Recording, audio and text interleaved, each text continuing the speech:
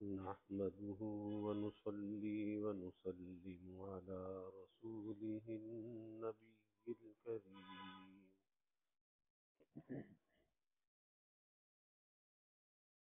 وعلى آله وأصحابه أجمعين. اللهم صل على سيدنا ومولانا محمد وعلى آل سيدنا ومولانا محمد وبارك وسلم صلاة وسلاما كثيرا كثيرا. توفیق الہی اپنے مرشد پاک کی برکت سے حکیم الامت مجدد الملت حضرت تھانوی رحمۃ اللہ علیہ کے مواعظ کا سلسلہ چل رہا ہے. ضم النسیان کے نام سے حضرت کا یہ بات چل رہا ہے، جس میں بات چل رہی تھی کہ حضرت ابوبکر صدیق رضی اللہ تعالیٰ عنہ کا استقلال اور ضبط کیسا تھا کہ حضور صلی اللہ علیہ وسلم کے واقع وفات پر پوری امت کو سنبھالا. تو فرماتے ہیں کہ ایک مبتدی ہے اور ایک منتہی ہے. ظاہر کے اندر دونوں کی حالت ایک جیسی معلوم ہوتی ہے، مگر دونوں کے اندر فرق ہے. تو فرماتے ہیں کہ ظاہر میں دونوں یکساں معلوم ہوتے ہیں، مگر حقیقت میں الگ الگ ہیں. عاشق کی نظر اول محبوب کی تصویر پر پڑے گی تو طبعاً آئینے پر بھی نظر ہے، اور غیر عاشق کی نظر اول آئینے پر پڑے گی وہ طبعاً حسین کی تصویر بھی نظر پڑ جائے، مگر اس کا مقصود حسین کی تصویر دیکھنا نہیں بلکہ صرف آئینے کی خوبی دیکھنا مد نظر ہے. اسی طرح عارف بھی مخلوقات کو دیکھتا ہے اور ہم بھی دیکھتے ہیں، مگر بڑا فرق ہے. اس کی نظر اول خدا تعالی پر پڑتی ہے، پھر طبعاً مخلوق بھی اس کے سامنے ہے، اور ہماری نظر اول مخلوق پر پڑتی ہے، وہ طبعاً حق تعالی کی قدرت و صنعت کا بھی خیال آ جائے. حضرت صدیق اکبر رضی اللہ عنہ کا رتبہ تو یہاں تک ہے کہ ان سے پوچھا گیا کہ آپ نے حق تعالی کو محمد صلی اللہ علیہ وسلم کے واسطے پہچانا یا محمد صلی اللہ علیہ وسلم کو خدا کے واسطے سے پہچانا؟ یہ سوال کیا گیا.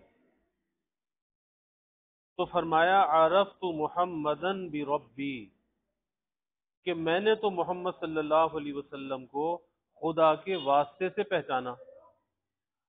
اگر آج کوئی شخص یہ بات کہہ دے تو بس کفر ہو گیا. بجائے قدر کرنے کے غریب پر چار طرف سے کفر کے فتوے لگنے لگیں گے. مگر حقیقت شناس دنیا سے اٹھ گئے. چنانچہ ایک شخص نے میرے ایک دوست سے کہا کہ تم جو توحید کے مضامین زیادہ بیان کرتے ہو کہ حق تعالی کے افعال میں نہ کسی ولی کو دخل ہے نہ نبی کو اور وہاں کوئی دخیل کار نہیں ہے وغیرہ وغیرہ، اس سے حضور صلی اللہ علیہ وسلم کی بے تعظیمی ہوتی ہے. انہوں نے کہا کہ توبہ توبہ، ہم حضور صلی اللہ علیہ وسلم کی تعظیم سے تھوڑا ہی روکتے ہیں بلکہ خدا کی توہین سے روکتے ہیں کہ حضور صلی اللہ علیہ وسلم کو اتنا نہ بڑھاؤ کہ حق تعالی کو گھٹا دو.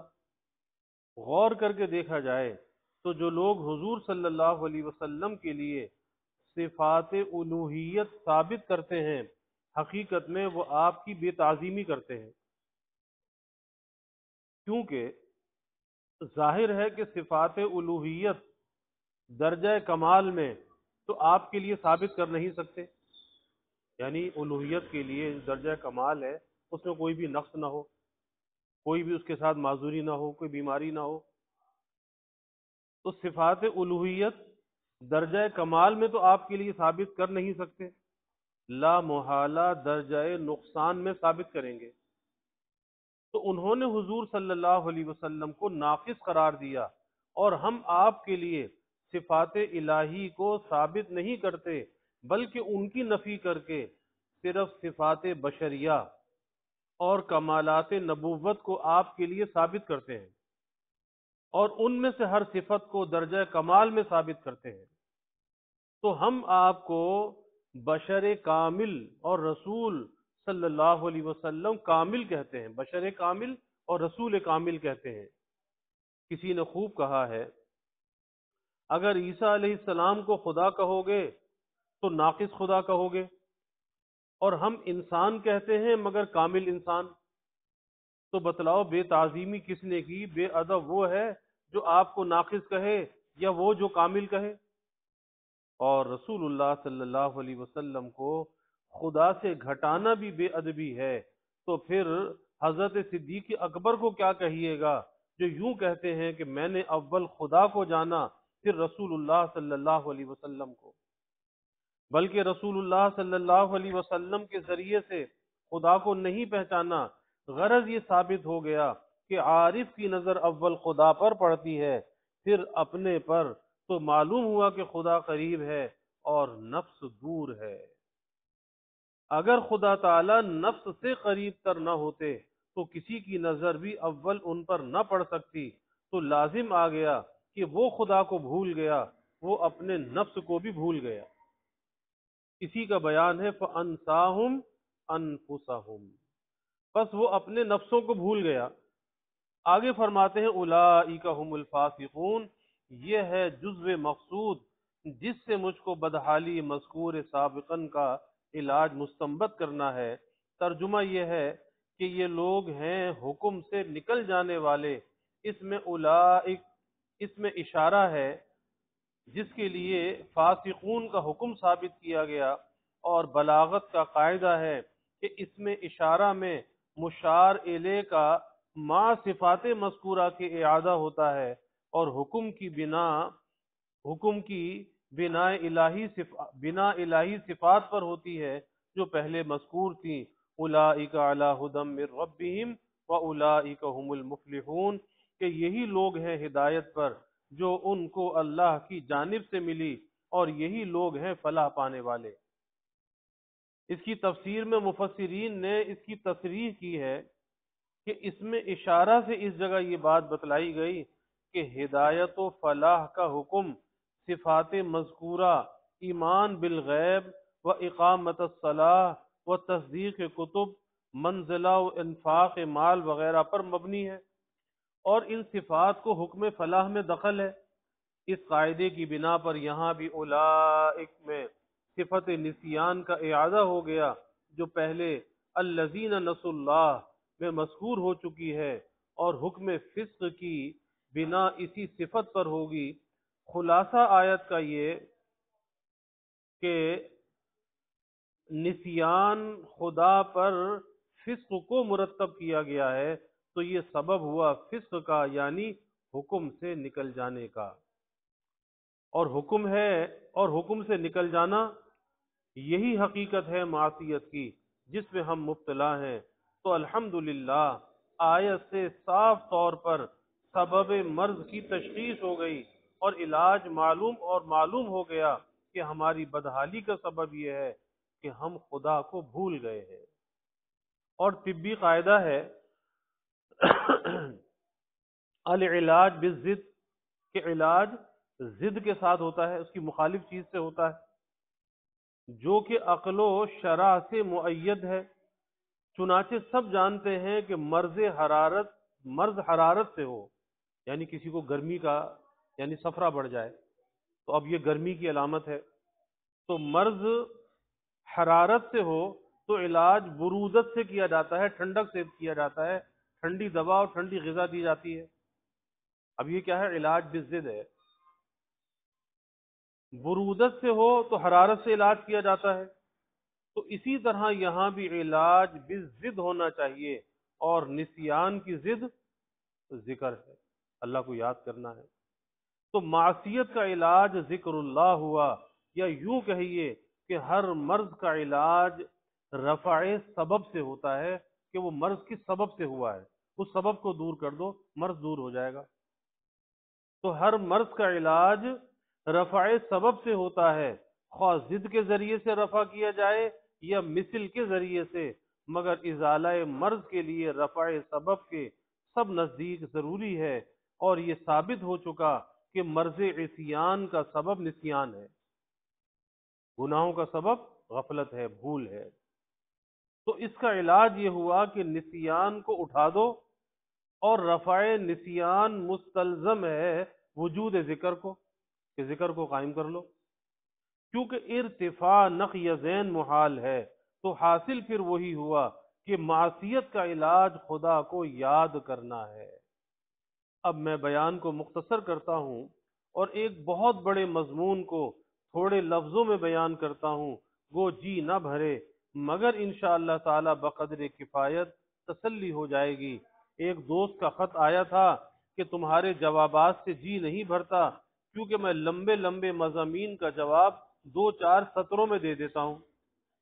تو میں نے لکھا کہ گو جی نہیں بھرتا مگر تسلی تو ہو جاتی ہے، اور چند جملوں میں آپ کی سب باتوں کا کافی جواب تو ہو جاتا ہے۔ اس کا انہوں نے اقرار کیا۔ میں نے کہا کہ بس یہی کافی ہے، جی بھرنے کی ضرورت نہیں، جس کو جی بھرنا ہو وہ پاس آ کر رہے۔